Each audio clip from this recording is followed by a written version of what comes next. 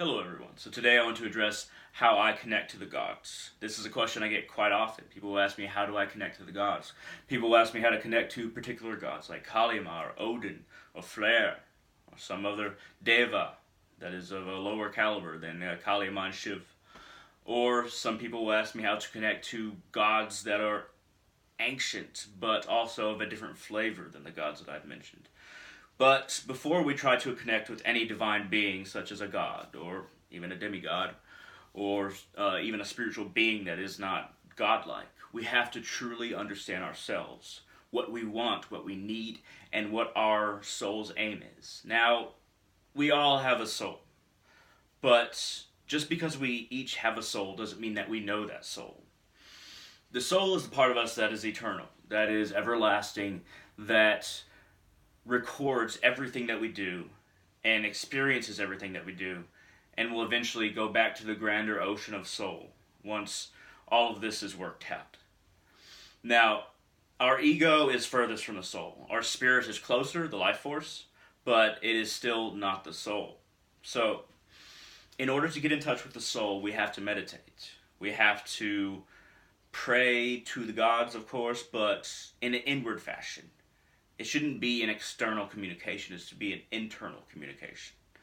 Now, when I say meditate, I mean that we study certain tales around the gods that we're trying to connect to, whether it be ancient Vedas or Heimskringla or the Upanishads, or even in the Greek mythology, we study the tales of the Iliad to get to the heart of the nature of I'm trying to understand the nature, at least, of the gods that we're trying to get close to.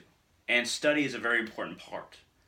But to truly reflect on anything that we study, we must meditate.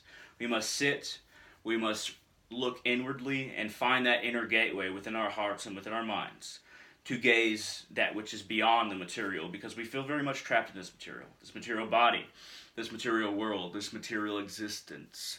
Very much of what we want and desire is connected to material, and in order to truly find out who our soul is and what would benefit us most, we have to reprogram ourselves to look past material, to look past that which binds us here, that which holds us here, and that which we become attached to because we become attached to our chains. We must learn to look inwardly through meditation and self-reflection and a reprogramming of our very thinking before we can approach a God. But we don't have to become masters in any of these senses before we approach a God. You can approach Odin through basic offerings. You can learn about the tales of Odin. You can read any of the the older Norse tales by Snorri, which are like the Havamal, which are tinged with Christianity, but there is some Nordic truth about the old gods in them.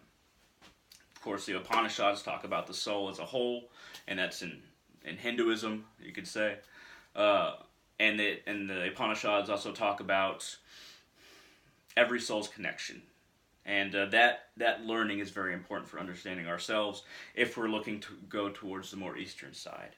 But regardless, you can make offerings to certain gods, well, to all gods, and that will bring you a certain measure of closeness to them. But before you make an offering, to do it in the right heart, to do it with the right spirit, is just as important as whatever you offer. If I offer Odin mead and I don't know anything about him, if I don't know that he walks the world to preserve it, that he sacrificed his eye to gain the runes, which are primordial spirits, and really they are the tethers that he was able to grasp out of Mimir's well, and grasp and hold onto reality and truly understand reality with the runes, because these were the strings that basically connected through symbology to these primordial spirits that are the runes, and I'm talking about the Elder Futhark.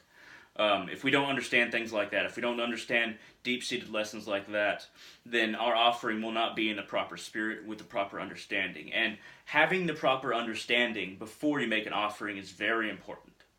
And you can offer regardless, and then there will be some success in your communication. But the best offerings are with understanding and with correct spirit, with correct motivation. If we just want something selfish, the gods may grant it, but if we truly examine ourselves and see past our selfish desires, and truly want something like preserving the world, like I do. I follow Odin in the sense that I walk the world and learn from it and try to gather resources in order to preserve it. And I didn't realize that about Odin just from reading the stories until I really started to know Odin within. My connection to Odin through my particular soul, my particular gateway, the lotus of the heart, into that which is beyond, the higher realms of existence, all the way up to Asgard and beyond. Now, never doubt that just because you don't directly hear the gods, that they aren't listening. In order to hear the response, we must learn to listen properly. And that goes back into meditation, that goes back into the correct spirit of meditation, the correct spirit of offering, the correct spirit and reprogramming of our materialistic minds to actually work towards a goal that is similar to the goal of that God. The Divine Mother Kali Ma is a beacon of compassion, a beacon of love. And I have to throw away quite a bit of my ego in order to get anywhere near the Divine Mother Kali Ma. But the same is true with with most gods. Not all gods are what we would call good or compassionate. And I have my own understanding of good and evil, but with the basic understanding, I will say that good and evil are more nebulous and ethereal than the lines that society draws. But regardless, the first step that you need to take in contacting the gods, and you will ask me, how do I contact the gods, is to contact your own soul. To get in touch with your own soul, what it wants, what its journey has been like, and where its journey is leading. And I believe in reincarnation, so a lot of this ties in, but you don't necessarily have to. Get to know your true self, past all of these materialistic desires and fears. And once you know that, then you will be so much closer to the gods than giving the grandest offering without knowing anything about them. At any rate, I hope this video has been informative. This has been kind of a rant, as well as addressing a few questions that I've had in the past as how to connect to the gods. And you can ask me again, how do I connect to the gods? And I will give you most likely more detail, more information. But I'll put a link to my Facebook page in the comment section below, so that if you want to ask to give you some more detailed advice about how to connect to the gods, the particular gods that you're trying to connect to, or God that you're trying to connect to, I will be more than happy to provide whatever information I can. And I'm not an infinite reservoir of information, of knowledge, but I have learned by striding along my own path, by not really falling into any particular belief system, though I consider myself Hindu. I walk my own path towards the gods, and it is a path that I believe that they recognize, because it is sincere. But anyway, thank you very much for watching. I hope this has been informative. Feel free to say that you agree with me or disagree with me, or if you have a question, shoot it down in the comment section below. And give this video a like if you want to help the channel out at all. Thank you very much, and y'all have a great day.